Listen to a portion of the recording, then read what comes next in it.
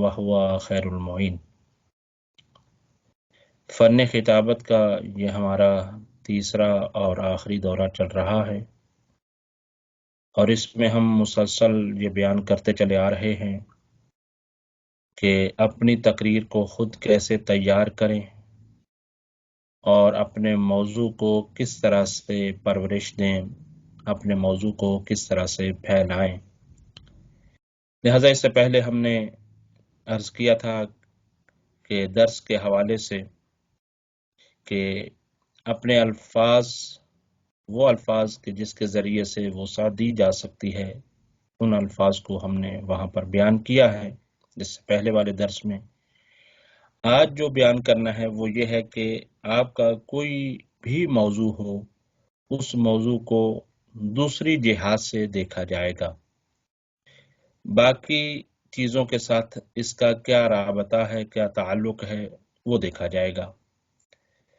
जैसा कि बतौर मिसाल और आज का दर्स मिसाल के साथ वाज़े और रोशन होगा इंशाअल्लाह ताला, और मिसाल देकर अर्ज करूं, उस पर अगर गुफ्तगू की जाए तो उसके लिए एक आयत का इंतखाब करता हूं और फिर उस पर गुफ्तगू है।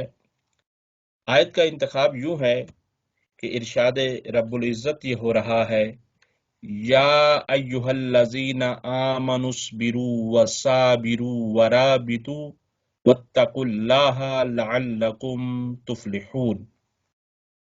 ये सूरह आले इमरान की आयत नंबर 200 है। अब देखें कि इसके अंदर बहुत सारे अल्फाज इस्तेमाल हुए हैं, लेकिन हमें सिर्फ और सिर्फ इतने अल्फाज में से एक लफ्ज पर गुफ्तगू करना है।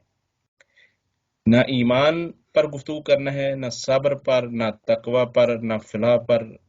हमें गुफ्तगू करना है फ़कत और फ़कत राबता। अब लफ्ज़ राबता अगर हम इब्तदाई तौर पर इस पर गौर करें, सोचें, तो हमें ऐसा लगेगा कि जैसे ये तो बिल्कुल मुख्तसर सा मौजू है और इस पर तो हम 10, 15, 20 मिनट या बहुत ज़्यादा अगर कर लेंगे तो एक ही मजलिस पढ़ पाएंगे, इससे ज़्यादा नहीं।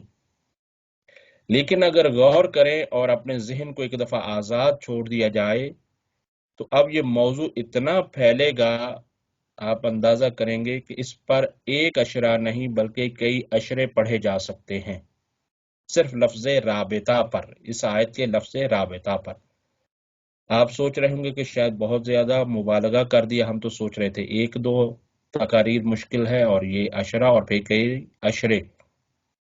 तो इसके लिए एक अर्ज ये है कि एक तो तफसीर अल-मीज़ान के अंदर अल्लामा मोहम्मद हुसैन तबातबाई साहब ने तकरीबन 80 से ज्यादा सफ़हात पर सिर्फ इस आयत पर गुफ्तगू की है। तो उसी से अंदाजा एक तो कर लिया जाए कि कितना मुफस्सल होगा ये मौजू, के इतने पेज और इतने सफ़हात पर मुश्तमिल उन्होंने गुफ्तगू की। लेकिन अब मिलकर जरा इस पर गौर करते हैं कि यही लफ्ज़ राबिता, क्या जो मैंने दावा किया कि एक अशरा नहीं कई अशरे पढ़े जा सकते हैं, क्या वो साबित कर सकता हूं या नहीं। सबसे पहले नंबर 1, राबिता मखलूक और खालिक का राबिता। नंबर 2, खालिक और मखलूक का राबिता। तवज्जो कर रहे हैं। और फिर इसी तरह से ये हर एक चीज मुकम्मल तकारीर चाहती हैं कि खालिक का मखलूक के साथ कैसे राबता है, मखलूक का खालिक के साथ कैसे राबता है। मसलन नंबर 3, राबता कुरान और अहले बैत, यानी कुरान और अहले बैत का राबता। ये दो राबते हैं। क्या है? एक है कुरान और अहले बैत का राबता और एक है अहले बैत का और कुरान का राबता। यानी कुरान अहले बैत के बारे में क्या कहता है और एक यह है कि अहले बैत कुरान के बारे में क्या कहते हैं। और ये राबता राबता हकीकी है। फिर इसी तरह से नंबर 4, राबता मोमिन का अहले बैत के साथ राबता, जिसे तवस्सुल भी कहा जाता है। आप इसी तरह से यह है कि फिर ये राबता एक तरफा नहीं है बल्कि दो तरफा है। नंबर 5, अहले बैत का मोमिन और मोमिनीन से राबता। अहले बैत किस तरह से अपने मोमिनीन को चाहते हैं और उनकी रहनुमाई करते हैं। नंबर 6, इज्तिमाई राबता। अब ये इज्तिमाई राबता ये खुद एक अशरे का मुस्तकिल मौजू है।